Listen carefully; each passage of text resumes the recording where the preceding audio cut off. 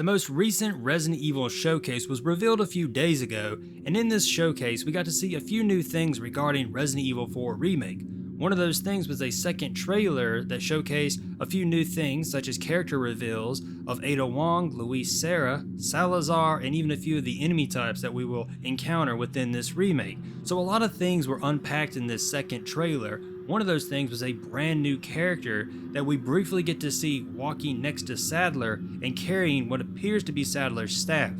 Now this is very interesting because obviously it's a new character, and that's always kind of exciting because it's like, what kind of role will it play? Will it have a major role or will it have sort of a minor role?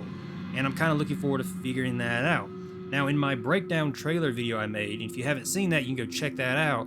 I said that it could be the new U3, like this could be replacing U3, and that this will be the "it will keep you busy" character that Sadler sends to slow down Leon. And I kind of got that thought because it kind of looks like it's sort of a right-hand man to Sadler. You know, sort of like how the Vertigo are Salazar's right-hand men. It kind of feels like this is Sadler's right-hand man, and so maybe at some point during the island portion, if it's still in the game, Sadler sends whoever this is to take care of Leon, and that's kind of where I got that initial idea. But it could just also be its own thing. It doesn't have to necessarily be replacing anything like the U3 or anything like that. It could just be a new addition to Resident Evil 4 without replacing anything. Crazy idea, I know. But maybe that's what they're doing, and that's, fingers crossed, what they are doing. This is just its own unique thing. I also thought it is kind of interesting that this trailer, the second trailer, showcased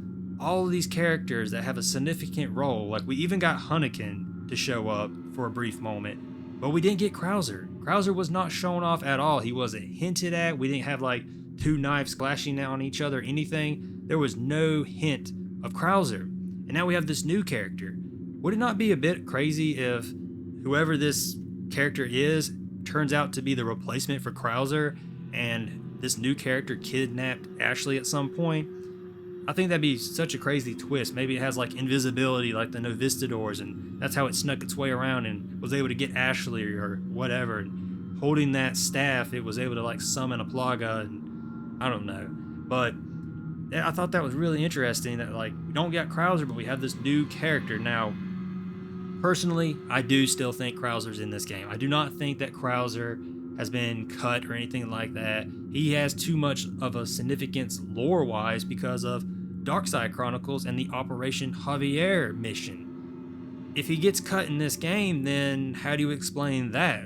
How do you explain the Javier whole mission and everything with Leon? Like, where does that go if Krauser's not in this game? I guess if they really, really wanted to, they could have it where he actually does die in a car crash rather than surviving it, or not even surviving, just faking it. So I guess they could technically go that route, but I just don't think they would do that. Like, why would you create a whole new character just to replace an already established character that people like?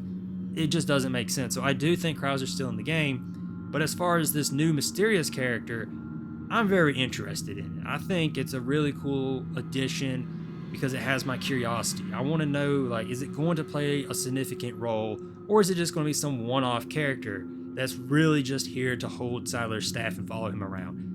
I don't really think that's the case, because that just seems really silly to me that they would develop a whole character model just to be this silent figure that follows Sadler everywhere and holds his staff for him. Like, why would you do that? It'd be so much easier just to program Sadler holding the staff himself like you did in the original. Obviously, in my opinion, it seems like this character is going to have some sort of role of significance, whether it's a mini boss fight or something like that. I just feel like this character's got to have something more than just little servant guy that follows Sadler around. I don't know, but it's going to be really cool to see. Wanted to make a video just kind of pointing it out and talking about it a little bit more than I did in my breakdown trailer, because I just sort of threw out a quick idea. I do think that there's going to be some sort of role of importance with this character, but I will go ahead and wrap it up here, and I shall see you all on the next one. See you then.